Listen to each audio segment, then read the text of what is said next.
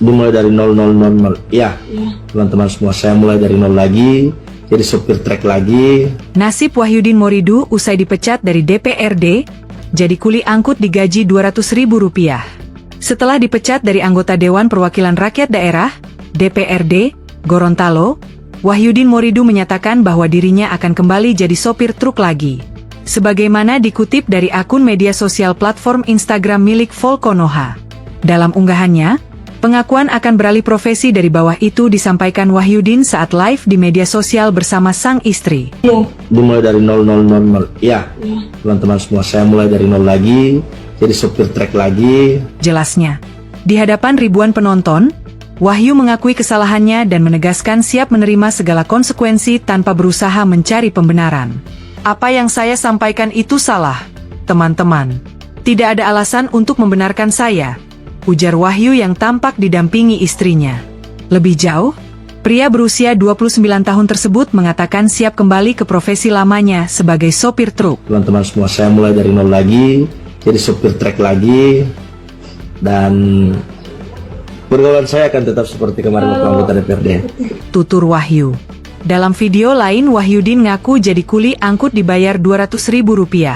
Atas pencapaian tersebut, Wahyudin tampak bersyukur. Istrinya, Mega Nusi, merekam momen saat Wahyudin memasukkan uang hasil jadi kuli di celengan.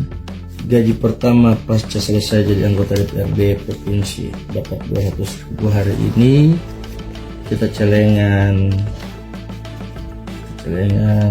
insya Allah berkah, kata Wahyudin. Melihat sang suami turun drastis gajinya, Mega Nusi tetap menerimanya.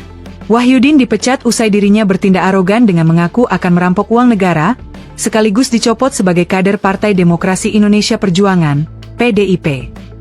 Ungkapan amoralnya itu direkam oleh seorang wanita diduga selingkuhannya saat berada di dalam mobil bersama dengannya. Terlihat juga, wanita yang diduga selingkuhan itu juga tampak kegirangan dengan sikap anggota DPRD Gorontalo tersebut. Bos, tujuan kita hari ini bos, ucap sang wanita sambil rekam momen saat berada di samping Wahyudin.